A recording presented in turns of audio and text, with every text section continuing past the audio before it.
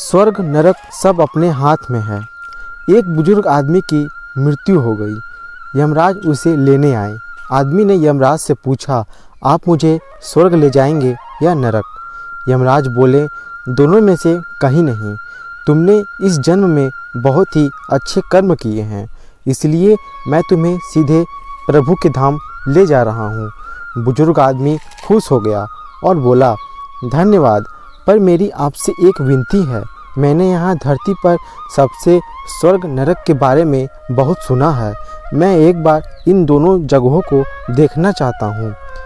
यमराज बोले, तुम्हारे कर्म अच्छे हैं, इसलिए मैं तुम्हारी यह इच्छा पूरी करता हूँ। चलो, हम स्वर्ग और नरक के रास्ते से होते हुए प्रभु के धाम चलेंगे। दोनों चल पड़े। सबसे पहले नरक आया। नरक में बुजुर्ग आदमी ने ज़ोर ज़ोर से लोगों के रोने की आवाज़ सुनी। नरक में सभी लोग दुबले पतले और बीमार दिखाई दे रहे थे। बुजुर्ग आदमी ने एक महिला से पूछा, यहाँ आप सब लोगों की ऐसी हालत क्यों है? महिला बोली, तो और कैसी हालत होगी? मरने के बाद जब से यहाँ आए हैं, हमने एक दिन भी खाना नहीं खाया। भूख से हमारी आत्माएं तड़प रही हैं। बुजुर्ग आदमी की नज़र एक विशाल पतीले पर पड़ी, जो कि लोगों के कद से करीब 300 फीट ऊंचा होगा। उस पतीले के ऊपर एक विशाल चम्मच लटका हुआ था। उस पतीले में से बहुत ही शानदार खुशबू आ रही थी। बुजुर्ग आदमी ने उस महिला से पूछा, इस पतीले में क्या है? महिला मायूस होकर बोली, ये पतीला बहुत ही स्वादिष्ट खीर से हर समय भरा रहता है। बुजुर्ग आदमी ने हैरानी से पूछा, इसमें खीर है तो आप लोग पेट भर के ये खीर खाते क्यों नहीं? भूख से क्यों तड़प रहे हैं?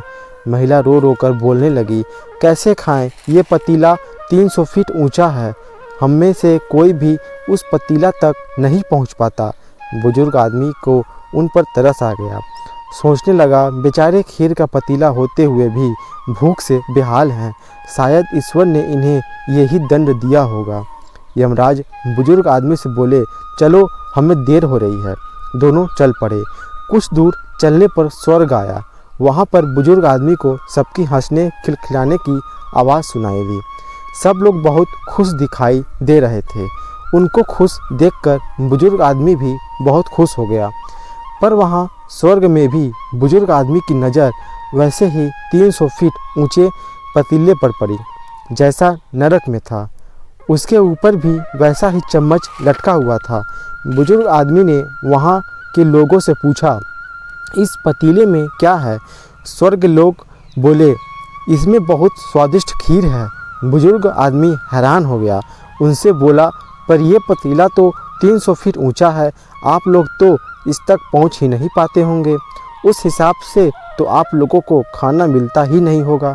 आप लोग भूख से बेहाल होंगे। पर मुझे तो आप सभी इतने खुश लग रहे हो, ऐसे कैसे? लोग बोले, हम तो सभी लोग इस पतीले में से पेट भर के खीर खाते हैं। बुजुर्ग आदमी बोला, पर कैसे? पतीला तो बहुत ऊंचा है। लोग बोले, तो क्या हो गया? पतीला ऊंचा है तो यहाँ पर कितने सारे पेड़ हैं। ईश्वर ने ये पेड़ पौधे, नदी, झरने हम मनुष्यों के उपयोग के लिए ही तो बनाए हैं। हमने इन पेड़ों की लकड़ी ली, उसको काटा, फिर लकड़ियों के टुकड़ों को जोड़ के विशाल सीढ़ी का निर्माण किया। उस लकड़ी की सीढ़ी के सहारे हम पतीले तक पहुंचते हैं और सब मिलकर खीर का आनंद लेते हैं। बुजुर्ग आदमी यमराज की तरफ देखने लगा। यमराज मुस्कुराए और बोले, ईश्वर ने स्वर्ग और नरक मनुष्यों के हाथों में ही सौंप रखा है। चाहे तो अपने लिए नरक बना ले, चाहे तो अपने लिए स्वर्ग। ईश्वर ने सबको एक समान हालतों में डाला है। उसके लिए उसके सभी बच्चे एक समान हैं। वो किसी से भेदभाव नहीं करते। वहाँ नरक में भी पेड़ पौधे सब थे, पर वो लोग खुद ही आलसी हैं। उन्हें खीर हाथ में चाहिए। वो कोई कर्म नहीं करना चाहते, कोई मेहनत नहीं करना चाहता, इसलिए सब भूख से बेहाल हैं। यही तो ईश्वर की बनाई इस दुनिया का नियम है।